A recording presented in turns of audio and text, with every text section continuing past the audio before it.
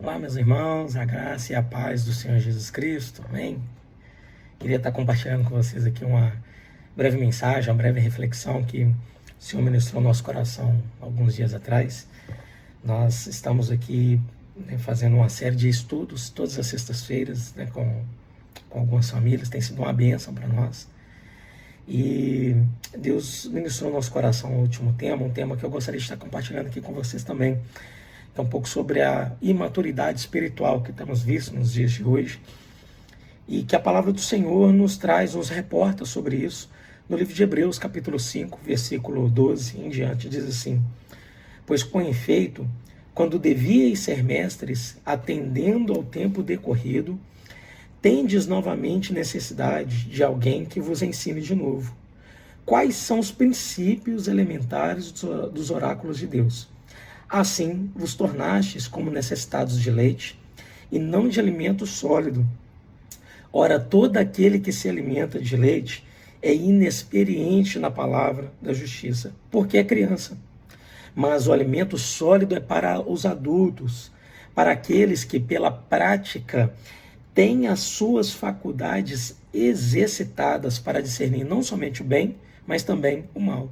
E aqui me chamou muita atenção essa palavra, né? A palavra, a carta aos Hebreus, a carta aberta aos Hebreus, aos cristãos hebreus, que apesar de terem entregues a sua vida ao Senhor Jesus, ainda não conseguiam progredir na fé, não conseguiam caminhar na fé. Eram como crianças que ainda precisavam de leite, que ainda estavam amamentando, ainda estava na chupetinha, né? Ainda engatinhando na fé, mesmo decorrido um tempo já de ministração da palavra. E aqui o Senhor ministrou meu coração 3 coisas que chamam minha atenção aqui. A primeira delas é que a maturidade não vem com tempo de igreja. Isso é uma confusão muito grande que as pessoas fazem, acham que porque já está na igreja há muito tempo, porque já ocupam cargos nas igrejas, né? Já sou diácono, já sou presbítero, evangelista, pastor, apóstolo, reverendo, vice-querubim, sei lá o que é, mas tempo de igreja e cargo na igreja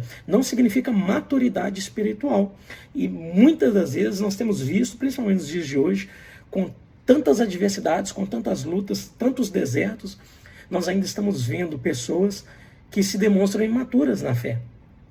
Imaturas porque não têm esses requisitos básicos que a palavra nos deixa, né? Que a palavra nos determina. A primeira delas, né? A primeira coisa que nós aprendemos é que a maturidade ela vem não com o tempo, mas sim com a compreensão das bases do evangelho, das doutrinas básicas, dos rudimentos básicos, que é isso que fala no versículo 12. Ele vai falar, olha só, quando vocês, devido ao tempo decorrido, né?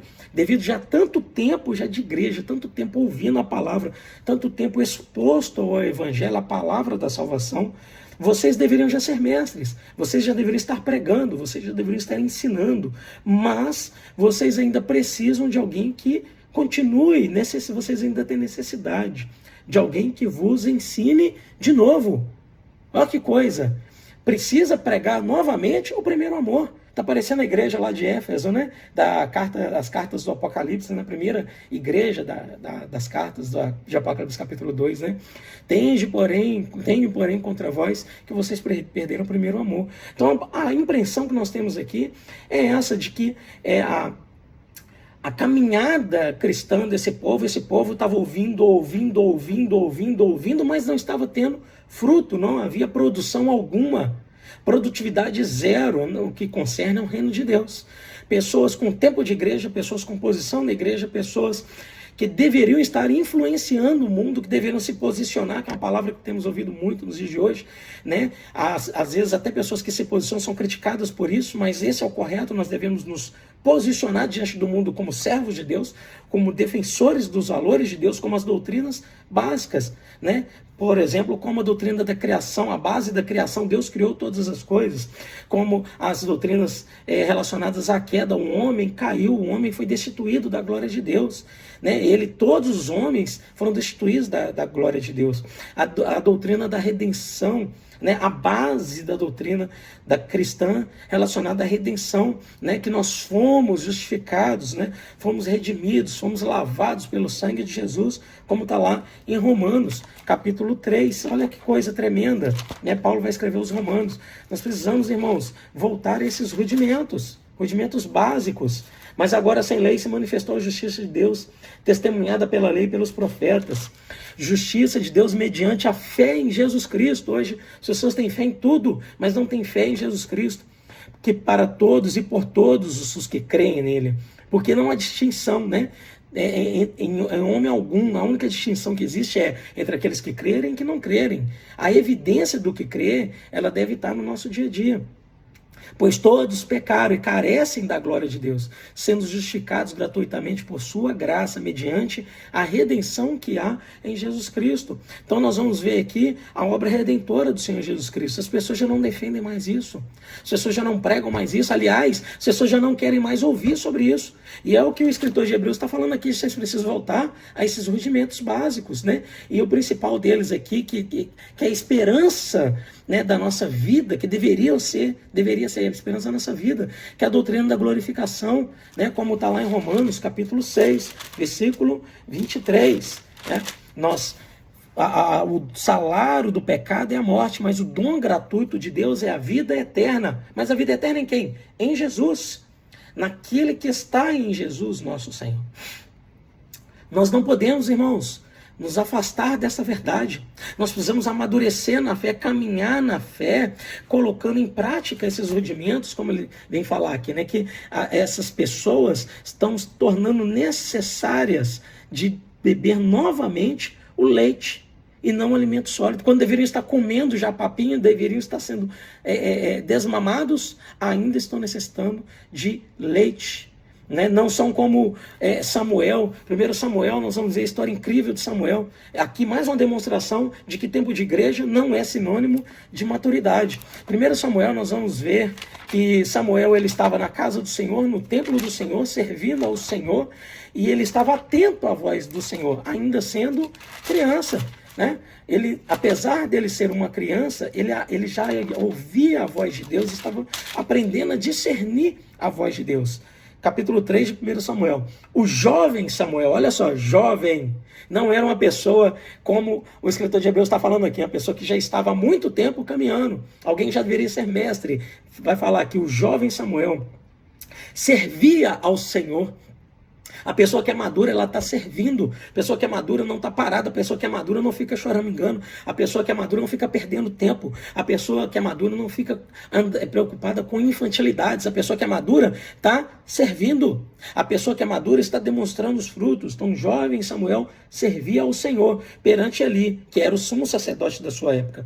Naqueles dias, a palavra do Senhor era muito rara e as visões não eram frequentes. Olha só que gravidade, irmãos. Um tempo em que Deus já não falava com tanta frequência, não porque Deus não queria falar, mas porque não tinha pessoas posicionadas para ouvir, porque não tinha pessoas posicionadas para poder estar atentas à sua voz, pessoas posicionadas para ver a sua glória. Não só a voz do Senhor era rara, mas a visão também não era frequente. Um período em que Deus se calou, não porque ele não queria falar, mas porque não haviam pessoas prontas, não haviam pessoas maduras para se relacionar com ele. Será que nós estamos vivendo dias assim?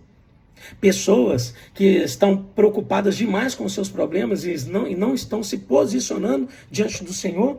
Aí vai continuar. Certo dia, estando deitado no lugar acostumado, né, ao sacerdote ali, cujos olhos já começavam a escurecer-se, a ponto de não poder ver. Tendo-se deitado Samuel também, aonde? No templo do Senhor. Olha aqui a maturidade de Samuel.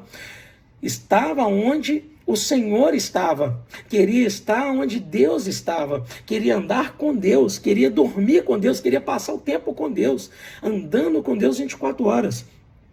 E ele estava lá aonde a arca estava. A presença da arca aqui no Antigo Testamento representa a glória de Deus, a presença de Deus, a manifestação de Deus.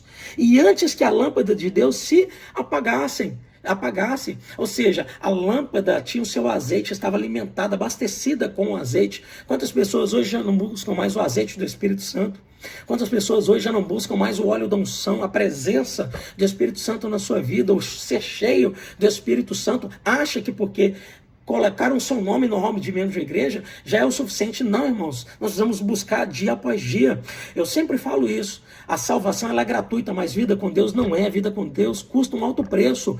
E que preço é esse? Custa tudo. Porque aquele que quiser vir após mim, negue-se a si mesmo, tome a sua cruz e me siga. Existe um sacrifício, existe uma dedicação, existe uma entrega. Salvação, apesar dela ser gratuita, uma vida de comunhão com Deus, ou seja, a maturidade com Deus, ela não é de graça. Ela requer de nós um preço, né? Por isso o Senhor vai nos convidar a negarmos a nós mesmos. Primeiro, abrir mão dos meus desejos, abrir mão dos meus sonhos, abrir mão das minhas vontades. Para quê? Para poder viver os desejos de Deus, as vontades de Deus, as necessidades de Deus, porque Deus também tem as suas necessidades. João 4,4 vai falar que Jesus precisou passar por Samaria. Ou seja, ele necessitou.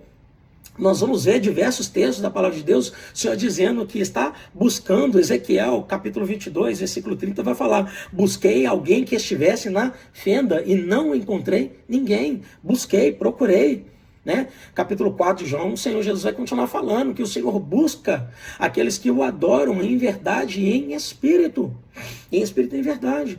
Então o Senhor busca, o Senhor procura, mas infelizmente não tem achado pessoas maduras no nosso tempo.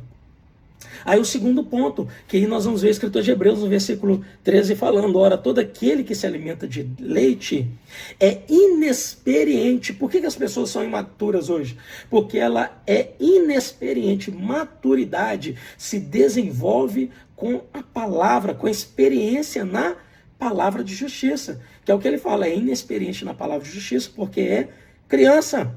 Está imaturo, está faltando a palavra. Paulo vai falar para Timóteo: Timóteo, maneja bem a palavra da verdade, prega a palavra, exorta as pessoas, vive na fé, porque fazendo isso você vai trazer salvação não só a si mesmo, mas aos outros. Fazendo o quê? Guardando os rudimentos da doutrina. Quem guarda os rudimentos da doutrina é experiente na palavra, mas sem essa experiência nós não vamos nem entender quais são os rudimentos. Aí a pessoa não lê uma Bíblia, aí a pessoa não escuta uma palavra, a pessoa não frequenta a escola bíblica dominical, a pessoa não escuta um estudo bíblico. Aliás, as igrejas hoje estão abolindo a escola bíblica dominical. Aqui um conselho para você: se a sua igreja não tem escola bíblica dominical, sai, em nome de Jesus, vai em paz, procura uma igreja que tenha, porque a partir do momento que a palavra de Deus, o estudo da palavra é deixado de lado, a imaturidade espiritual vai prevalecer. A falta de maturidade espiritual vai prevalecer e as pessoas vão só se afastando. Pode perceber, igrejas que não têm estudo bíblico são as que têm maior volume, maior número de evasão. Por quê? Porque é só aquela superficialidade. As pessoas até aceitam Jesus, as pessoas até passam uma caminhada naquela igreja, mas vai chegar um momento que elas vão se desviar com o mundo. Vai se desviar para o mundo. Por quê? Porque não tem um alimento, porque não estão embasadas, não são maduras, fica só naquele leitinho a vida inteira. Porque não estudam a palavra da fé. Então, pessoas que não andam, que não se desmamam, né? Vamos dizer assim, alimentando do alimento sólido, nunca vão crescer. Paulo vai falar sobre isso quando ele vai escrever os Coríntios, né? A carta de Corinto, lá no capítulo 2, 1 Coríntios, capítulo 3, desculpa. Ele vai falar assim: eu, porém, irmãos, não vos pude falar como espirituais. Olha o que ele está falando para a igreja de Corinto. Eu precisei falar com vocês como carnais, como crianças em Cristo. Eu vos dei leite a beber, não vos dei alimento sólido, porque ainda não podíeis suportá-lo, e nem ainda agora suporteis, porque sois carnais, porquanto havendo entre vós ciúmes e contendas, pequeneis, coisas ínfimas, coisas ignorantes, coisas idiotas. Vou usar aqui essa palavra, me perdoe, mas coisas idiotas, né? As pessoas preocupadas com essas coisas, preocupadas com o ser bem sucedido, porque isso para Deus, irmão, são coisas idiotas. Porque olha o que vai falar lá no capítulo 6 de Mateus, versículo 33. Buscai. Olha só a dedicação, olha só a maturidade precisando ser desenvolvida. Buscar em primeiro lugar o reino de Deus e a sua justiça. E aquilo que vocês necessitarem serão acrescentadas. O vestir, o comer, o andar, o ter. Essas coisas são acrescentadas conforme Deus acha necessidade na vida daquele que busca em primeiro lugar o reino da sua justiça. O seu reino e a sua justiça. Então é isso que o escritor de Hebreus está nos cobrando aqui de forma veemente. Precisamos deixar de andar segundo carnais, segundo homens, e buscar o alimento sólido. Porque aí vai acontecer em nós a terceira coisa que eu queria deixar aqui para poder encerrarmos. O verdadeiro maduro, ele vive a palavra na fé. Olha só o que ele vai falar aqui. Mas o alimento sólido, ele é para os adultos. Que adultos? Quem são esses? Quais são as características? Para aqueles que pela prática têm suas faculdades exercitadas para discernir não somente o bem, mas também o mal. O verdadeiro maduro na fé, ele tem as suas faculdades exercitadas, ele sabe discernir. Sabe aquela pessoa que fala assim, não tem nada a ver? Imaturo. Não tem nada a ver? Imaturo. Imaturo na fé, porque o maduro, ele discerne as coisas espirituais. Ele sabe, ele entende que o espiritual anda pelo Espírito. Vamos voltar lá em 1 Coríntios capítulo 2, olha o que Paulo vai falar no versículo 7. Mas falamos em sabedoria de Deus, em mistérios, outrora oculta, a qual Deus preordenou desde a eternidade para a nossa glória. Só que lá no versículo 9 vai falar assim, mas como está escrito, né? As coisas que ele preordenou. Que coisas são essas? Nem os olhos viram, nem os ouvidos ouviram, nem jamais penetrou no coração do homem o que Deus tem preparado para aqueles que o amam, né? Mas Deus nos revelou, ou seja, nos revelou pelo Espírito. Por isso que as pessoas não conseguem entender Deus. Porque quem entender é pela carne, quem entender pela ciência humana. Paulo está falando, olha só, ele nos revelou pelo Espírito. Por quê? Porque o Espírito, todas as coisas, perscruta, até mesmo as profundezas de Deus. Porque qual dos homens sabe as coisas do homem, senão o seu próprio Espírito, ou seja, o Espírito do homem que nele está? Assim também as coisas de Deus, oh, aleluias, ninguém as conhece senão o Espírito de Deus. Aí a pessoa vem falar comigo assim, não tem nada a ver. Não tem nada a ver uma sensualidade, não tem nada a ver uma fotinha postando, mostrando o corpo, o homem ou a mulher. Não tem nada a ver assistir um filminho de conotação pornográfica, de conotação pedófila, como está nos dias de hoje. Não tem nada a ver. Não tem nada a ver assistir a uma série demoníaca, com manifestações demoníacas. Não tem nada a ver. Não tem nada a ver, irmão. Então segue, não tem nada a ver. E seja um imaturo, seja como uma criança. Agora você nunca vai crescer na fé. Quer crescer na fé? Quer crescer, minha irmã? Quer crescer, meu irmão? Seja maduro espiritualmente, busca do Espírito Santo, Senhor. Tem alguma coisa errada aí. Eu preciso entender o que está acontecendo. Discerne entre o bem e o mal. Qual o homem? Quem é você diante de Deus? Quem é você diante do Senhor? Um maduro espiritual que discerne ou um imaturo? Porque nós precisamos ser, como Paulo encerra aqui no capítulo 2, né? Não, ele não conclui, ele continua, obviamente, mas aqui eu quero deixar o final do capítulo 2, versículo 14. Ora, o homem natural não aceita as coisas do Espírito de Deus. Por isso tem gente que não está entendendo o que está acontecendo. Por que que o cenário mundial está preparando a entrada do anticristo, o governo do anticristo? As pessoas não entendem que o Senhor está preparando, isso tudo é permissão de Deus para que o anticristo governe. Isso parece paradoxal, mas isso deveria alegrar o nosso coração. Sabe por quê? Porque lá no final da tribulação, quando Cristo vier para reinar, para poder governar, para vencer o anticristo, ele vai governar sobre um reino único também. Quando nós vamos ler lá em Zacarias, vamos ler, fazer estudo escatológico, né? Isso demanda tempo, podemos ver em outro vídeo, mas nós vamos entender que o governo de Cristo também vai ser um governo mundial. As pessoas, o mundo inteiro vai olhar para Cristo e ver que ele vai ser o governante mundial. Ele vai governar soberanamente quando ele vencer o anticristo, quando ele tomar o lugar do anticristo, quando ele aprisionar Satanás. Então nós precisamos entender, irmãos, entender que as coisas que estão acontecendo no cenário mundial é uma preparação. Nós precisamos alegrar, porque está chegando o dia em que a igreja vai ser levada, aleluia. Está chegando o dia em que nós seremos arrebatados. Mas os homens que são carnais, eles não aceitam as coisas do Espírito de Deus, porque eles são loucura. Olha o que a palavra de Deus está falando. Gente, como eu amo a palavra do Senhor, como ela é contemporânea. E não pode entendê-los porque ela se discerne espiritualmente. Porém, o homem espiritual, ele julga todas as coisas. Por isso que eu falo, não tem nada a ver, você espiritualiza tudo. Sim, porque a palavra de Deus fala que para o espiritual, todas as coisas são julgadas. Para o espiritual, tudo é espiritual. Mas ele mesmo não é julgado por ninguém. Pois quem conheceu a mente do Senhor para que possa instruir? Nós, porém, a igreja do Senhor, aqueles que servem, aqueles que têm o Espírito, aqueles que são cheios do Espírito Santo, nós, porém, temos a mente de Cristo. Se deixe ser tratado pelo Senhor, se deixe passar pelos desertos que o Senhor proporciona, que o Senhor permite em nossas vidas. Se permita entender que o Espírito Santo está direcionando a sua vida. Busque na palavra, medite na palavra, esteja como a palavra do Senhor fala, né? Lá para Josué, Josué medita na minha lei. Todos os dias não desvia nem para a direita nem para a esquerda. Como fala o Salmo 1, né? Que bem-aventurado o varão que não anda segundo o conselho dos ímpios, nem se detém no caminho dos pecadores, nem se assenta na roda dos escarnecedores. Antes tem sua lei, tem seu prazer na lei do Senhor, e nela medita de dia e de noite. Essa é a vida do maduro, irmãos. Essa é a vida de quem é maduro. O maduro vive a palavra, o maduro anda em espírito. O maduro, ele pensa nas coisas que são do alto, como Colossenses capítulo 3 vai dizer. Portanto, se estáis mortos em Cristo, pensai nas coisas que são do alto, aonde Cristo está, e não nas coisas que são da terra. Quantas pessoas estão desesperadas nos dias de hoje? Por quê? Porque a sua mente está nas coisas terrenas. Está preocupado com os filhos que vão se casar ou não vão casar, se vai ter neto ou não, se vai pagar as contas ou não. Não estou falando que nós não devemos nos preocupar com isso, irmãos, mas isso não pode tomar o nosso coração, isso não pode tomar a nossa vida, isso não pode tomar o primeiro lugar da palavra. Nós devemos ter paz no Espírito Santo. Nós devemos ter paz, e nós só aprendemos isso passando por isso. Hoje, graças a Deus, nós temos o que comer, mas houve um dia que nós não tínhamos o que comer.